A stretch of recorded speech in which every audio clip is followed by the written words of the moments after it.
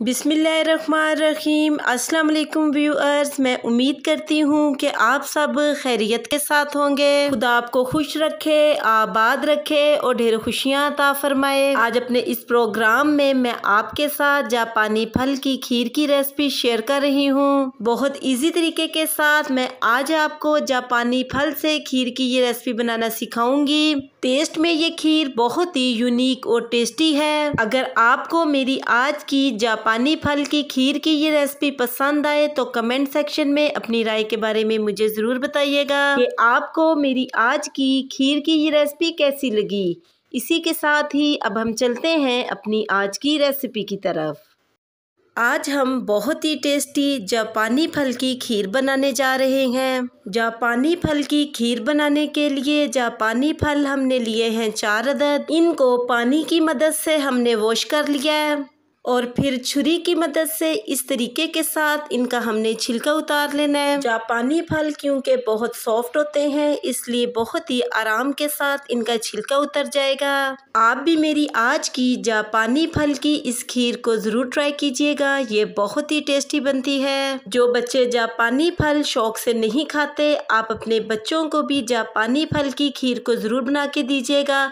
आपके बच्चे भी जापानी फल की खीर को बहुत शौक से खाएंगे। आप देख सकते हैं कि इस तरीके के साथ हमने जापानी फल के छिलके उतार लिए हैं। इसी तरीके को फॉलो करते हुए हमने बाकी के जापानी फलों के छिलके उतार लिए हैं। इस स्टेप पर हमने जूसर का एक जग लेना है और इसमें अपने जापानी फलों को इस तरीके के साथ ऐड करना है और ढक्कन की मदद से इसको कवर करके इसको ग्राइंड कर लेना है। ग्राइंड करने के बाद जापानी फल एक ज़बरदस्त से पेस्ट की सूरत में रेडी हो चुके हैं। आधा कप हमने चावल लिए हैं, इनको 1 घंटे के लिए पानी में भिगो के रख दिया था। भिगोने से चावल बहुत सॉफ्ट हो चुके हैं और इनकी खीर बहुत अच्छी बनेगी। एक कढ़ाई में हमने 2 लीटर मिल्क ऐड करना है। 3 से 4 मिनट तक मीडियम फ्लेम पे इसको बॉईल करना है। 4 मिनट गुजर चुके हैं और दूध में बॉयल आना शुरू हो चुके हैं। जैसे ही दूध में बॉयल आना शुरू हो, इसमें हमने चावल ऐड कर देने हैं और साथ ही 2 चुटकी हमने सब्ज इलायची का पाउडर ऐड कर देना है। अगर आपके पास सब्ज इलायची का पाउडर नहीं है तो इसकी जगह पर आप सब्ज इलायची के दाने भी ऐड कर सकते हैं। चम्मच की मदद से इसको एक बार दूध में मिक्स कर लेना है और ढक्कन की मदद से इसको कवर कर देना है। चूल्हे की फ्लेम को स्लो कर देना है और 8 से 10 मिनट तक चावलों को दूध में पकने देना है। 10 मिनट गुजर चुके हैं और चावल कुछ इस शक्ल में बनकर रेडी हो चुके हैं। इस स्टेप पर इसमें हमने ग्राइंड किए हुए जापानी फल ऐड कर देने हैं और चम्मच की मदद से इनको एक बार दूध में मिक्स कर लेना है। चूल्हे की फ्लेम स्लो कर देनी है और ढक्कन की मदद से 20 से 25 मिनट के लिए खीर को कवर कर देना है। सेंटर में हमने 2 से 3 बार खीर को लाजमन चेक करना है ताकि खीर नीचे ना लगे। 25 मिनट गुजर चुके हैं और जापानी फल की खीर इस शक्ल में बनकर रेडी हो चुकी है। चम्मच की मदद से एक बार खीर को मिक्स कर लेना है। जापानी फल की खीर आम खीरों के मुकाबले में बहुत ही यूनिक और टेस्टी होती है। जब आप इसको एक बार बनाएंगे तो आप इसको बार बार ज़रूर बनाएंगे। इस स्टेप पर एक छोटी प्याली हमने इसमें चीनी ऐड करनी है। चीनी आप अपने टेस्ट के मुताबिक कम या ज़्यादा भी ऐड कर सकते हैं और साथ ही हमने 2 चुटकी येलो फूड कलर ऐड करना है। येलो फूड कलर हमारी खीर के कलर को बहुत ही खूबसूरत बना देगा।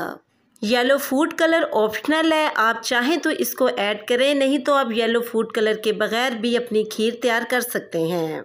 और साथ ही हमने इसमें बारीक कटे हुए बादाम ऐड करने हैं। इस स्टेप पर जो भी ड्राई फ्रूट आपको पसंद हो आप खीर में ऐड कर सकते हैं। मीडियम फ्लेम पर हमने चम्मच से खीर को मुसलसल हिलाते रहना है ताकि चीनी खीर में अच्छे तरीके के साथ मेल्ट हो जाए और हमारी खीर मज़ीद गाढ़ी हो जाए।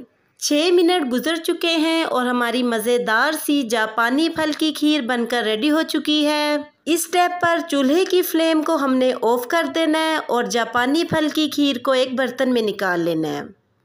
खीर के ऊपर इस तरीके के साथ हमने चांदी का वर्क ऐड करना है और बारीक कटे हुए बादामों के साथ इसकी गार्निशिंग कर देनी है। अगर आपको मेरी आज की जापानी फल की खीर की ये रेसिपी पसंद आई तो कमेंट सेक्शन में अपनी राय के बारे में मुझे ज़रूर बताइएगा कि आपको मेरी आज की खीर की ये रेसिपी कैसी लगी। और साथ ही मेरे चैनल को सब्सक्राइब करना और बेल आइकन के बटन को प्रेस करना मत भूलिएगा। इससे मेरी न्यू आने वाली हर वीडियो का नोटिफिकेशन आपको आसानी मिलता रहेगा। मैं अब आपसे दोबारा मिलूंगी नेक्स्ट प्रोग्राम में एक नई रेसिपी के साथ।